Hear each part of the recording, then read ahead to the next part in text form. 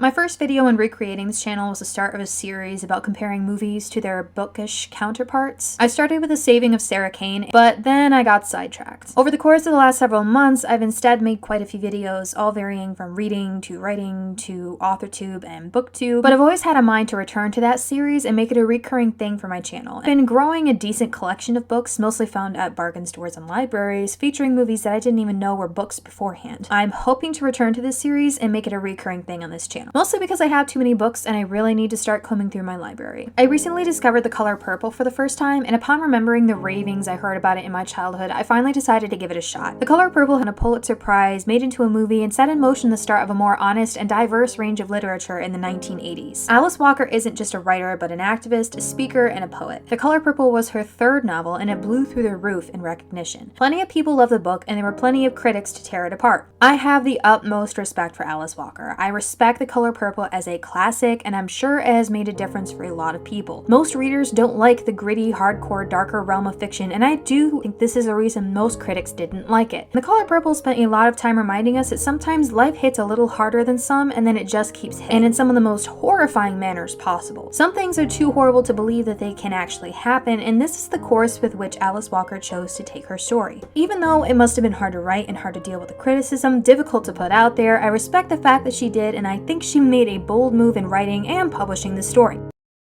But that doesn't necessarily mean I have to like it.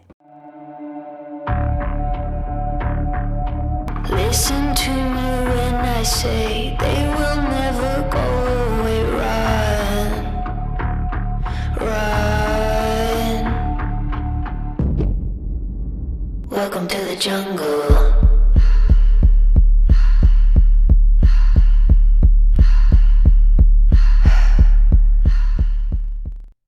Winner of the Pulitzer Prize and the National Book Award, The Color Purple has been proclaimed as one of the greater stories depicting the lives of African American girls living in rural Georgia in 1902, combating a racially biased society as well as a patriarchal one. In the beginning, Celia is given away to marry an abusive man much older than her when she's just a teenager, after she had been sexually abused and mistreated by her father, forced to sell her children, trading one horror story for another. Her sister Nettie attempts to escape their father by taking shelter with Celia and Mr., but then Mr. puts the moves on her, attempting to sexually assault her. He eventually kicks her out when she refuses, and then Nettie isn't seen again for decades. The book continues to follow Celia's letters and her stories, ranging from tales of her son Harpo and his marriage to Sophia to her love story with Mistress Shug Avery, a well-known singer and showgirl. Her son Harpo marries a loud and proud girl named Sophia. They are at odds within the household because Harpo wants to take after his father and control the household, including Sophia, but Sophia will not take the abuse. After a while, she leaves with the kids, and Harpo was left to his own devices, starting his own juke joint in the backyard where he later starts to date a smaller girl named Squeak. When Sophia returns with a man on her arm, they get into it but resolve very little. Sophia is later arrested and imprisoned for punching the mayor because he insulted her. She is forced to work for his wife instead of staying in prison.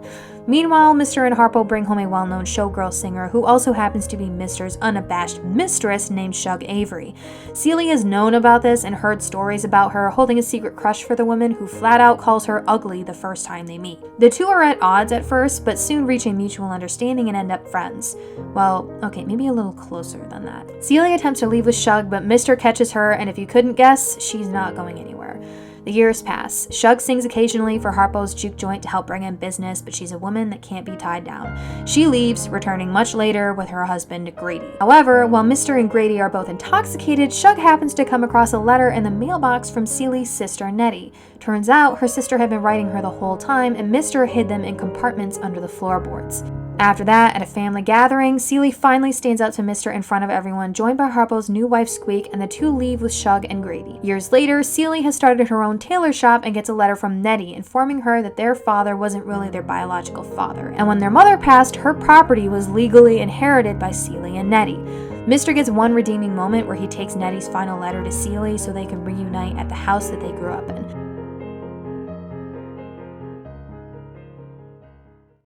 If it sounds like this story is all over the place, it kind of is. I had a hard time understanding the lot of it until I watched the movie, and only then was I able to connect the dots a little bit easier.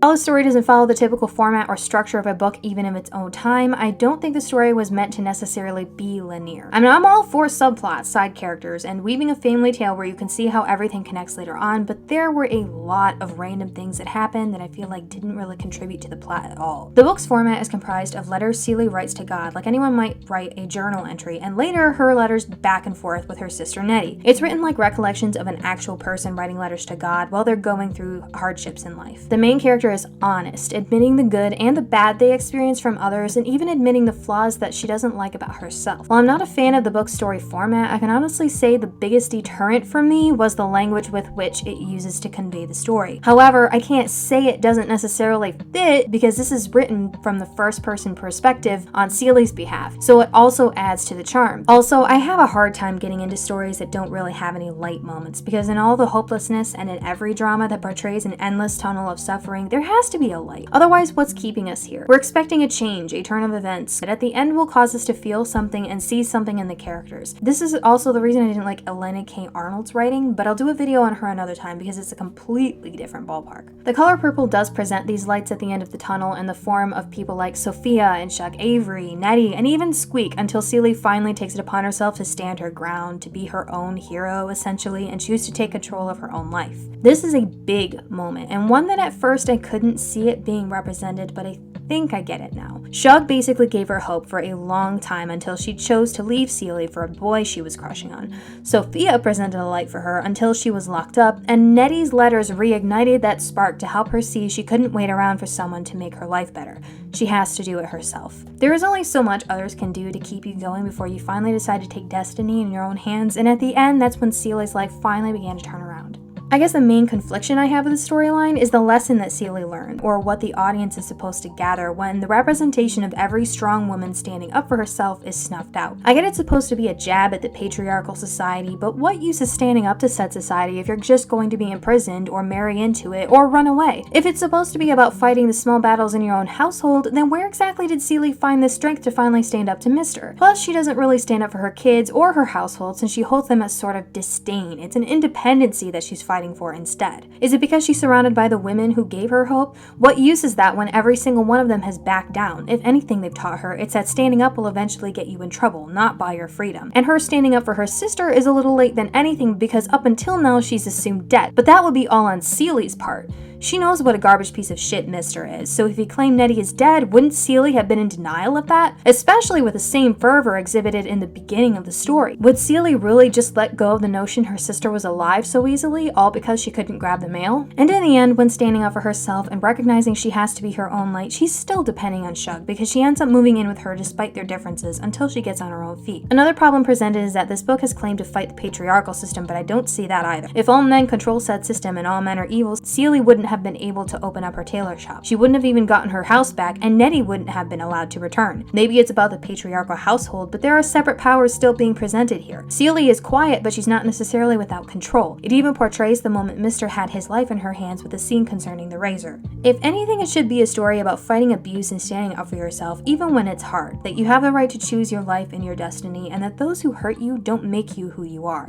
That is what I feel like is the true message of the story. There have been plenty of people to debate whether or not this is an accurate depiction, some being offended by its representation and others claiming it's one woman's story, so offense shouldn't be taken as a whole. Some people also claim that for them, this is an accurate depiction, but I think the debate is why there has been so much discord since its publication. A lot of people don't seem to think it deserves the praise and prizes it receives, while others claim it's made the change in literary history that we needed, a more open and honest view of how things might have been in the era of the early 1900s.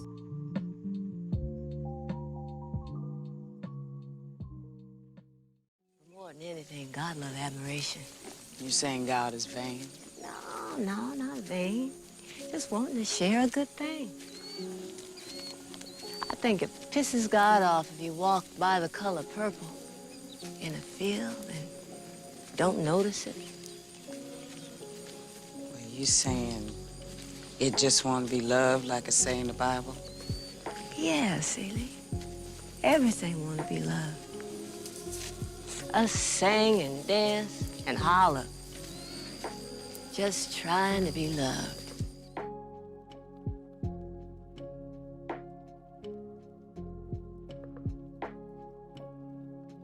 Steven Spielberg was hoping to get Alice's permission to film The Color Purple. While the movie isn't a strict adaptation of the book, it comes pretty damn close. The story flows similar to the plotline of the book, with a cast of Whoopi Goldberg, Danny Glover, Margaret Avery, and even Oprah. Can I just take a moment to say, whoever did the casting, genius. I saw Danny Glover as Mr. in the trailer and I was like, no, Danny Glover? Like Lethal Weapon and Gone Fishing Danny Glover?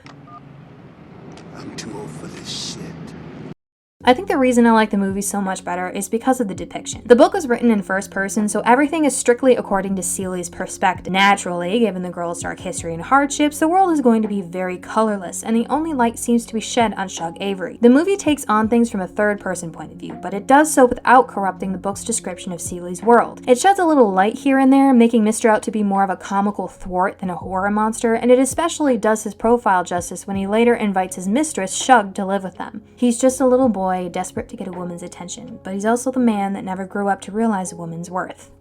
His redemption moment is my favorite because we get to see from third person just how Celie's absence has had an effect on his life. Everything is falling apart and he's fallen into a slump since she'd gone, losing everything and living with chickens clucking in the other room. My only qualms with the movie is the Christmas scene. Up until then, I had been with it all the way, and while I think Spielberg tried to make this a more lighthearted moment, I think it would have been suited better to just change up a little bit, where things are constantly going wrong and you can't ever catch a break, because even though life gets like that sometimes, there's eventually a break. Sometimes it's just perspective that needs to change, and sometimes life throws you a curveball. Christmas looked to be that curveball for Sophia, where she could finally see her kids again. Like, the poor woman's been punished enough.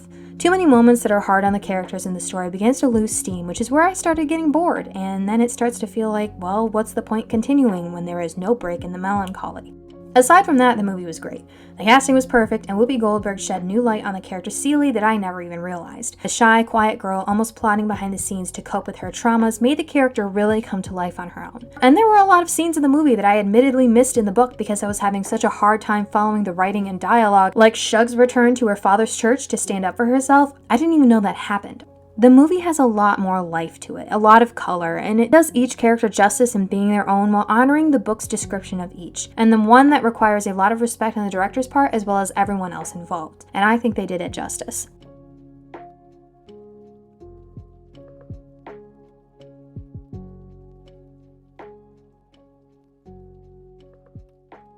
In my honest opinion, I think the movie depicted a better story. The Color Purple is a literary classic. Alice Walker is the first African-American woman to win a Pulitzer Prize, and people seem to think it would have won an Oscar if not for the puppet masters behind the scenes tugging strings due to controversy. Anyway, even though I didn't like it, I still respect the book. I respect Alice Walker for making it that far, especially in a time of high controversy. She chose to be honest with herself and let the story come through per her own wishes in the format and plotline she desired. It's influenced generations at this point, and while it seems to have faded into the background, the message within has gone on to influence plenty of other modern books to tell their truths. The message in The Color Purple is a strong one, and one we can all learn from. No matter what you're going through or what adversity you've faced or how much people try to scare you into backing down, everyone has a voice.